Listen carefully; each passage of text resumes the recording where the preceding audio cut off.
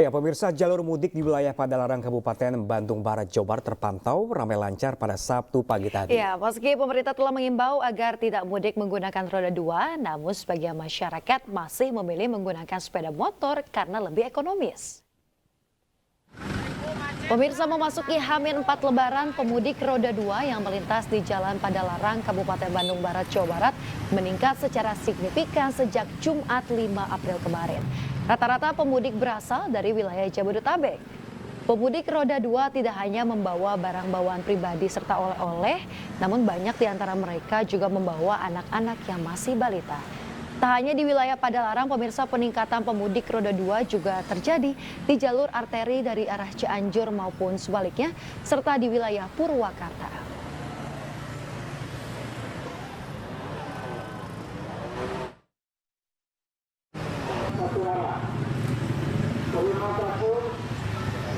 Dari Jakarta jam berapa tadi? Tadi jam 2. Jam 2 subuh. Iya. Di jalan ramai atau gimana? Ramai banget. Macet, sempat terjebak macet tadi? Sempat macet di daerah Kerawang. Di Kerawang. Di Kerawang. Ini kenapa memilih pakai motor, Mas? Pemirsa, untuk memastikan keamanan jalur lintas mudik moda transportasi kereta, jajaran PT KAI Daob 6 Yogyakarta pada Jumat petang melakukan inspeksi jalur lintas rel dari stasiun Yogyakarta hingga Wates Kulon Progo.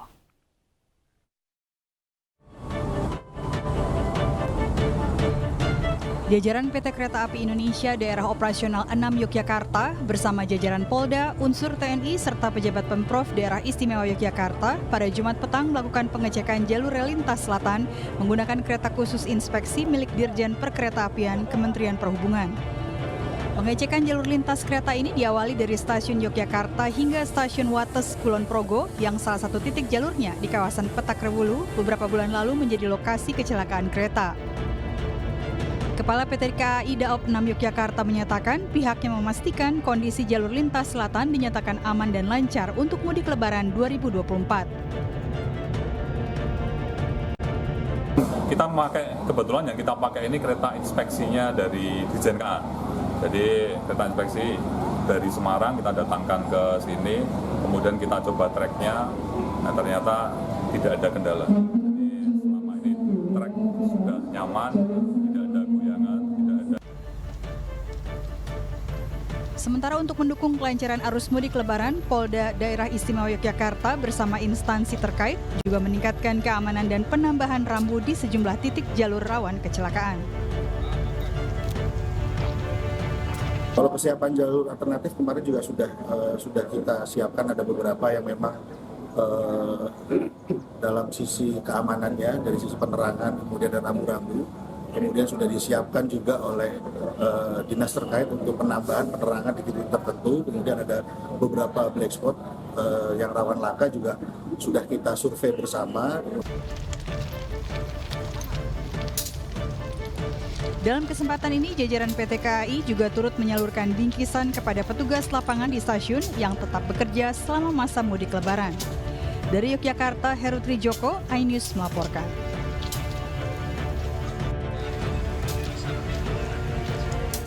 Ya, pemirsa, saat terjebak dalam antrian panjang menuju Pelabuhan Ciwandan, Cilegon, Banten, seorang sopir truk dan kernetnya terpaksa tidur bersama sapi. Ya, para sopir khawatir hewan yang mereka bawa akan sakit jika terus-menerus terjebak antrean.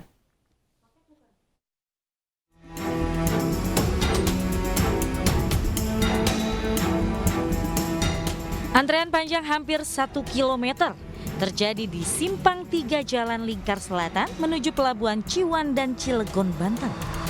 Antrian didominasi truk yang sebagian besar menuju wilayah Sumatera. Menurut para sopir truk, mereka terjebak belasan jam dan belum bisa menyeberang. Sejumlah sopir truk bahkan terpaksa tidur dengan sapi yang mereka bawa karena khawatir muatan mereka dicuri orang tak bertanggung jawab. Sopir truk yang membawa muatan hewan juga khawatir jika terus terjebak antrean panjang hewan-hewan akan sakit. Itu makanya itu yang mikir sapinya itu. Berarti udah kelaparan sapinya, Pak? Udah kelaparan udah lemes sudah. Dari kemarin berangkatnya dari Madura itu. Nyampe sini jam berapa sih, Pak? Sore jam 5. Sampai sekarang belum bisa nyebrang? Belum bisa ya. Terus sapi juga mulai stres ya Pak ya? Nggak stres lagi, udah lemes semua. Selain di luar pelabuhan, antrean juga terjadi di dalam area pelabuhan. Dari Cilegon, Banten, Iskandar Nasution, iNews melaporkan.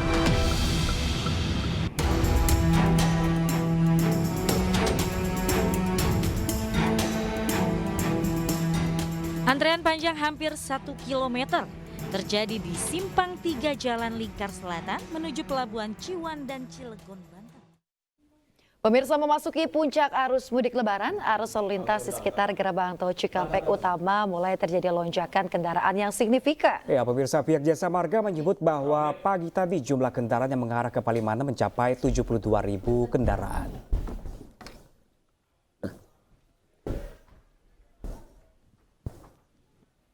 Ya, pemirsa, hingga pagi tadi pasca diberlakukannya sistem satu arah atau one way, pantauan arus lalu lintas di gerbang tol Cikampek Utama terjadi penumpukan kendaraan di pintu tol Cikampek Utama arah Jawa Tengah. Sebagai langkah antisipasi, pihak kepolisian memberlakukan rekayasa arus lalu lintas di mana terdapat 3 rekayasa arus lalu lintas yang diberlakukan, yakni sistem ganjil genap, kontraflow, hingga one way atau sistem satu arah, bergantung dari situasi di lapangan.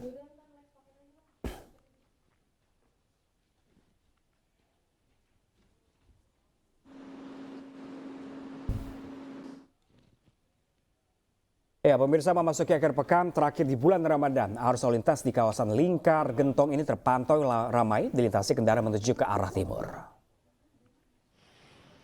Pemirsa, sejumlah kendaraan yang berasal dari Jakarta dan Bandung mulai memasuki kawasan Lingkar Gentong, Tasikmalaya, Jawa Barat. Peningkatan volume kendaraan di jalur selatan sudah terjadi sejak Jumat malam yang merupakan akhir pekan terakhir di bulan Ramadan. Puncak arus mudik lebaran di jalur selatan diprediksi akan berlangsung pada Senin 8 April mendatang. Petugas gabungan TNI, Polri, Dinas Perhubungan, dan juga Dinas Kesehatan telah mendirikan sejumlah pos terpadu yang memantau situasi arus lalu lintas. Pemudik yang akan melintasi jalur selatan diimbau berhati-hati dalam berkendara sebab kondisi jalan yang berliku dan juga curam.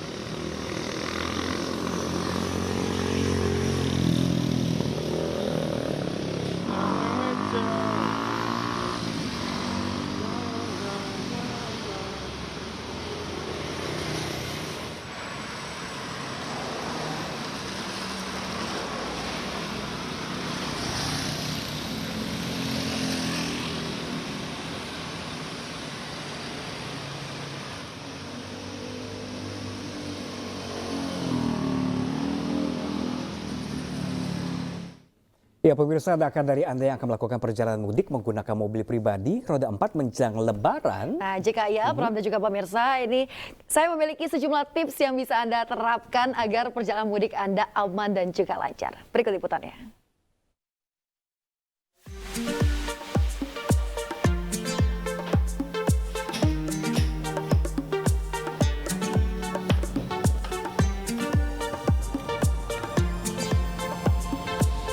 Pemirsa, salah satu hal identik yang dilakukan oleh masyarakat Indonesia menjelang Lebaran adalah mudik ke kampung halaman. Nah, bagi Anda yang berencana untuk mudik khususnya menggunakan kendaraan pribadi roda 4, ada sejumlah hal yang wajib Anda perhatikan.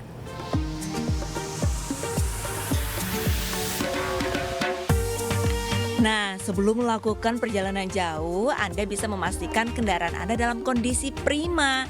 Anda bisa datang ke bengkel terdekat sesuai dengan domisili Anda. Ya Pak, kan saya berencana mudik ke Surabaya Pak. Lantas apa saja Pak yang harus diperhatikan, yang harus dicek agar perjalanan mudik saya aman? Oke, pertama Mbak yang diperhatikan adalah satu rem ya Mbak, harus diperiksa.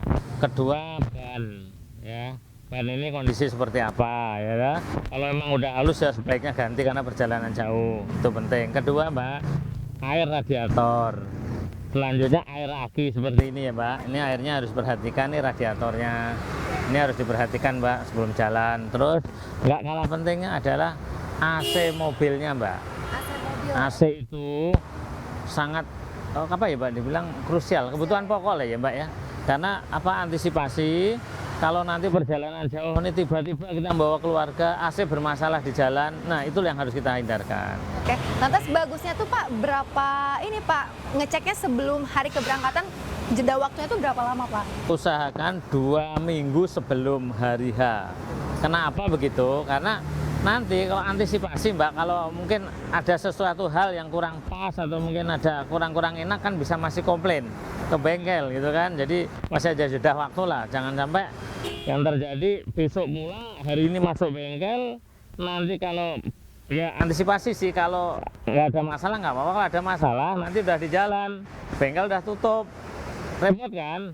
Oke, dari Bapak ada tips-tips nggak Pak bagi masyarakat seperti saya gitu yang mudik menggunakan kendaraan pribadi roda 4 sendiri, khususnya terkait dengan ya keadaan mobilnya sendiri Pak? Oh, tip-tip yang paling ringan kan ada filter Mbak di dalam ya, AC ya. Filter AC itu bisa dibersihin sendiri. Nanti mungkin tak kasih tahu lah ya cara apa, nanti tak kasih, itu tip yang paling ringan. Bisa kita lakukan sendiri tanpa bengkel, bisa juga. Ya pemirsa, selain memastikan kondisi kendaraan Anda dalam keadaan prima, saya memiliki sejumlah tips lain nih bagi Anda yang hendak mudik menggunakan kendaraan pribadi roda 4. Yang pertama adalah pastikan kondisi dari pengendara dalam keadaan yang fit dan juga prima. Selanjutnya, jangan lupa nih membawa bekal untuk sahur ataupun buka ketika sedang dalam perjalanan. Nah yang ketiga ini juga perlu nih diperhatikan adalah Anda harus mengisi terlebih dahulu bensin, kemudian juga kartu elektronik atau e-tol sebelum berangkat mudik. Dan yang terakhir adalah ini nih yang sering ketinggalan, menyiapkan uang cash untuk berjaga-jaga.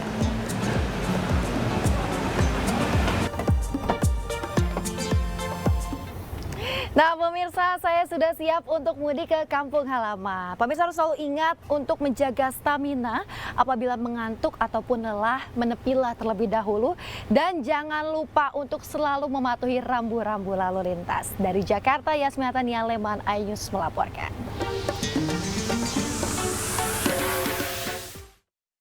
Pemirsa, untuk informasi terkini puncak arus mudik Lebaran 2024, kita sudah terhubung dengan rekan Nata Arman di gerbang tol Cikampek Utama. Lalu ada Dilami Aulia di res area 57 Karawang. Kemudian ada Muhammad Zulhilmi di alun-alun Ciawi Tasikmalaya. Dan juga Esra Ambarita di kilometer 102 Subang, Jawa Barat. Dan pemirsa, kita ke Nata Arman terlebih dahulu di gerbang tol Cikampek Utama di sana. Selamat siang rekan Nata Arman, seperti apakah situasi pantauan arus mudik di siang hari ini di sana? Silakan Nata. Ya, selamat siang Pram, Yasmin dan juga pemirsa, dapat kami sampaikan terkait dengan situasi arus lalu lintas di gerbang tol Cikampek Utama, yang mana pada siang hari ini terpantau ramai lancar, namun untuk sisi sebelah kanan di tempat saya melaporkan ini sudah mulai ada kesendatan. Berbeda seperti tadi pagi yang mana sempat terjadi kemacetan cukup panjang, bahkan ketika pagi hari pukul 4 subuh ini pun sempat terjadi kemacetan yang mengekor bahkan hingga berkilo-kilometer. Hal tersebut juga dipengaruhi lantaran adanya kendaraan-kendaraan yang berhenti di bahu jalan untuk melakukan istirahat terlebih dahulu seperti itu. Berdasarkan data yang kami peroleh dari pihak Jasa Marga juga, ini untuk data per hari ini tercatat sebanyak 24.000 kendaraan lebih yang memasuki ke kawasan tol arah Palimanan. Sementara untuk data akumulasi keseluruhan tentunya sudah ratusan ribu kendaraan yang mengarah ke arah Trans Jawa. Kemudian untuk mengatasi hal itu semua, pihak polisian juga memperlakukan rekayasa arus lalu lintas yang mana terbagi menjadi 3. Yang pertama adalah ganjil genap, kemudian yang kedua adalah terkait dengan kontraflow, dan yang terakhir adalah sistem one way atau satu arah. Untuk sistem ganjil genap sendiri ini diberlakukan sejak kemarin pada tanggal 5 April 2024, yang mana menyasar kepada plat nomor yang tidak sesuai dengan kendaraan yang diberangkatkan pada hari tersebut. Tentunya apabila adanya pelanggar tersebut nantinya akan diberikan tindakan sanksi penilangan secara elektronik dan denda maksimal sebesar Rp500.000 sehingga dihimbau kepada masyarakat untuk bisa memperhatikan kembali jadwal keberangkatan Anda dengan sesuai dengan plat nomor kendaraan Anda. Kemudian ada pun beberapa kendaraan yang bisa bebas dari aturan ganjil genap. Yang pertama adalah kendaraan dinas TNI Polri, kemudian kendaraan dinas pejabat negara, kendaraan dinas pejabat daerah, kemudian kendaraan khusus seperti pemadam kebakaran dan juga ambulans. Kemudian untuk kendaraan angkutan barang dan juga plat kuning atau angkutan umum dan juga kendaraan listrik. Kemudian terkait dengan apabila Anda sudah mengalami terlalu kelelahan dalam mengendara, Anda bisa melakukan istirahat terlebih dahulu di rest area yang sudah disediakan. Seperti contohnya untuk di gerbang tol Cikatama saat ini paling terdekat adalah rest area 86. Kemudian untuk rest area sendiri ini diberlakukan 30 menit per satu kendaraan untuk menghindari hal-hal yang penumpukan kendaraan yang terjadi di rest area. Sementara demikian saya kembalikan pada Anda di studio Pram dan juga Yasmin. Baik, dari gerbang tol Cikatama kita beralih ke Dilami Aulia langsung dari tol Jakarta Cikampek di ruas kilometer 57. Ya, Dilami, seperti apa pantauan arus mudik di sana? Ya, selamat siang Pram, Yasmin dan juga pemirsa. Kalau untuk pantauan siang ini memang kendaraan lebih didominasi oleh kendaraan bermuatan berat ataupun bus-bus dibandingkan pada tadi pagi ini didominasi oleh kendaraan pribadi yang diindikasi sebagai pemudik. Adapun untuk volume ini masih tetap sama mengalami peningkatan per jamnya, pun hari siang ini sudah terdapat kiranya lebih dari 5.000 kendaraan yang melintas per jamnya di kilometer 57 tol Jakarta Cikampek ini. Dan juga tadi Pram dan juga Yasmin, untuk kepadatan di rest area terjadi pada pukul 9 pagi, di mana kepadatan ini mengular begitu ya dari pintu masuk rest area. Dari pihak kepolisian ini memberlakukan 2 jalur untuk para pemudik untuk memasuki kawasan rest area, dan ini tentunya efektif. Kemudian rest area 57 ini memang dipilih oleh para pemudik karena jika Anda melewati jembatan MBZ begitu ya di kilometer 47, ini adalah rest area pertama. Artinya memang untuk pemudik yang ingin melakukan istirahat ini menjadi tempat yang strategis. Terlebih kilometer 57 rest area ini memiliki berbagai fasilitas dan juga perlengkapan yang memadai untuk para pemudik, baik itu bagi pemudik yang ingin mengisi bahan bakar, kemudian juga yang ingin beristirahat, dan untuk beribadah juga ini sangatlah mumpuni begitu Yasmin dan juga Pram. Selain itu memang untuk pemudik ini diberikan waktu kiranya 30 menit untuk diam di rest area. Adapun jika lebih dari 30 menit, pihak dari Kapolres Karawang bekerja sama dengan Polda Jawa Barat ini akan menghimbau dan juga menghalau para pemudik yang memang berdiam diri terlalu lama di rest area, karena ini nantinya akan menyebabkan kendaraan ataupun keluar dari jalurnya, di mana memang ini nantinya akan berefek pada lalu lintas di sekitaran tol kilometer 57. Kembali kepada Anda Yasmin dan juga Pram. Baik, dari Dilami kita akan ke Muhammad Zuhilmi yang berada di alun-alun Ciawi, Tasikmalaya. Hilmi, selamat siang. Seperti apa kondisi arus lalu lintas di sana, Hilmi?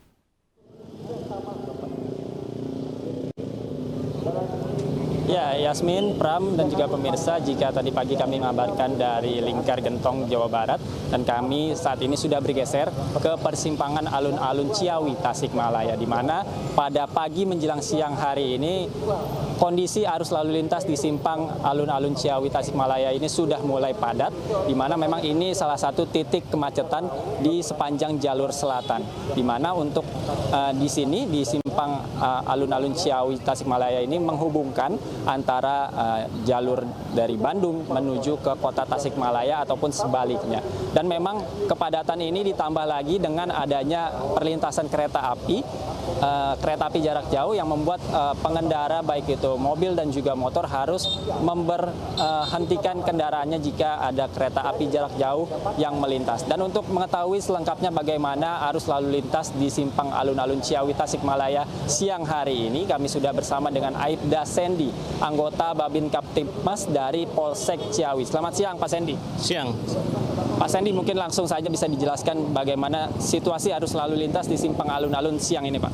Baik, seperti yang terlihat di belakang saya, untuk arus kendaraan sudah mulai ada peningkatan maupun dari arah timur menuju barat maupun sebaliknya dari barat menuju timur.